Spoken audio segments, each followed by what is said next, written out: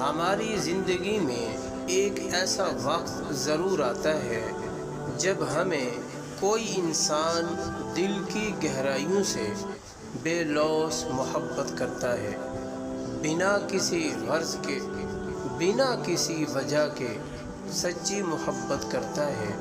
ایسی محبت جو ہمارے وہم و گمان سے پرے ہوتی ہے۔ ہمیں اس انتہا، اس حد پر بھی سمجھا جا سکتا ہے، چاہا بھی جا سکتا ہے۔ ایسی محبت جسے آپ صرف سوچ سکتے ہیں، تصور کر سکتے ہیں کہ کوئی ہمیں اس قدر، اس شدت پہ چاہے، ہمارے حق میں ہر وقت دعا کرتا ہو، جس کے لیے خوشی کا مطلب آپ کی ذات ہو، آپ کی خوشیاں ہوں، جو آپ کی آنکھ میں آنسو نہ دیکھ سکتا ہو۔ زندگی کے ایک مقام پر محبت ہم پر مہربان ضرور ہوتی ہے۔ ہمیں ایسا کوئی شخص ضرور ملتا ہے جس کے لیے ہم تمام خامیوں کے باوجود سب سے خاص، اہم ہوتے ہیں۔ ایسے شخص کو اپنی زندگی میں سے کبھی نہیں جانے دینا چاہیے۔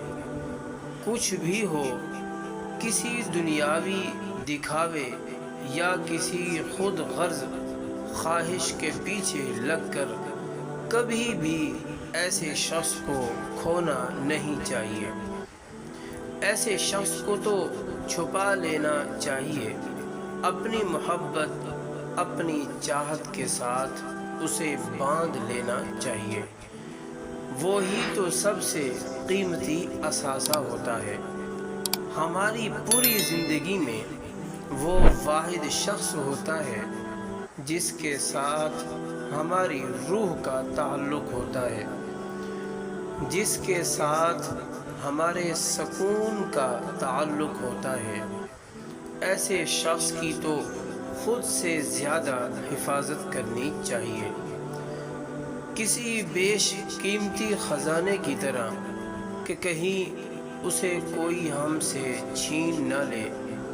مقدر آزمائشیں دینا، لوگ اس کو آپ سے چھین نہ لیں، کہیں وہ چلا نہ جائے، چھوڑ نہ جائے، کہیں وہ کسی اور کے حصے میں نہ آ جائے۔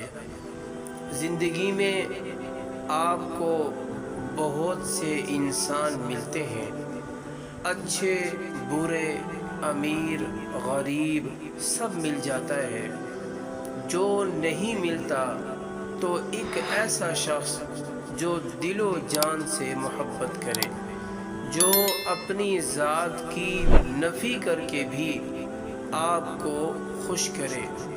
اگر آپ کی زندگی میں ایسا کوئی شخص ہے تو اسے خدا را کہیں مت جانے دیں، اسے روک لیں، اسے منا لیں، اس کی محبت کی قدر کریں، اس سے اپنی محبت کا اظہار کریں، اسے کہہ دے کہ اس کے بنا آپ کی ذات ادھوری ہے، نامکمل ہے۔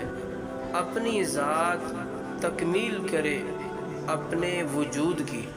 ایسے لوگ اگر زندگی سے چلے جائیں تو زندگی کس قدر ویران، تنہا، خاموش، بے معنی ہو جاتی ہے، اس بات کا اندازہ آپ تمام عمر بھی نہیں کر سکیں گے۔